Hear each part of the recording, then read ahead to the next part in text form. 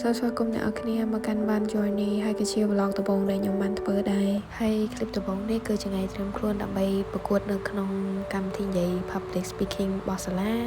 ហើយបន្តទៀតក៏បានទៅទទួល achievement មួយមិត្តភក្តិខ្ញុំចាដល់ពេលបិទភ្នែកដល់ថ្ងៃ graduation ទៀត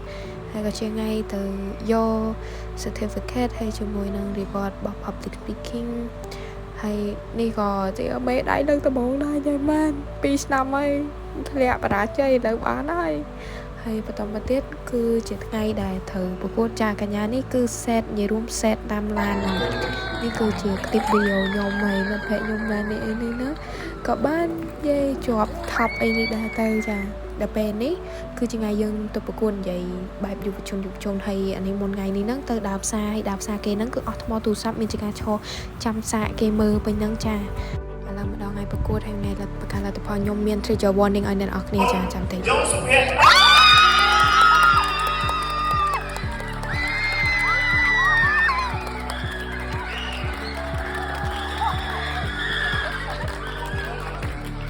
ចាដោយដែលអ្នកនរគ្នាបានលើចឹងសិតតែ snow តែដៃបំមិត្តភក្តិខ្ញុំហើយអ្នកកងតើខ្ញុំមកអរគុណមិត្តភក្តិខ្ញុំខ្លាំងមែនតែ so supportive ខ្ញុំនិយាយមែនហើយម្ដងនេះវិញចាពេលខ្ញុំឡើងហ្នឹងគឺ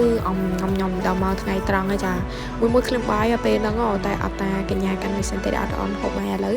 យើងមកដល់ចេញពីខាងក្រៅហើយខ្ញុំនិយាយមែនឃើញអត់បើសាច់ឃើញអត់ពេលយើងរាប់មិត្តត្រូវឃើញអត់សាច់បានគ្រប់ទីកន្លែងមិនថានៅក្នុងកលៈទេសៈណាឯចានិយាយរួមទៅវគ្គនេះដល់កន្លែងសភាចាសភាគាត់ម្ដងចានិយាយរួមទៅសាច់គ្រប់ទីកន្លែងចាឥ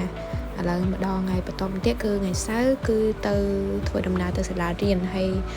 នេះអ្នកនរគ្នាទាយថាតាណាឥឡូវកុំតន់អាទាយយើងមកមើលមុខកញ្ញាហើយមើលមុខបរោះចានេះចាសិស្នាមញ៉ាំដល់វគ្គនេះវិញចាយនេះគាត់គៀបខ្ញុំស្មានអីគេភ្ញាក់ព្រឺតវិញឥឡូវខ្ញុំដល់គោលដៅយ៉ាងថ្ងៃអានោះឃើញភីសាឃ្លៀនណាឥឡូវខ្ញុំដល់កោះពេជ្រ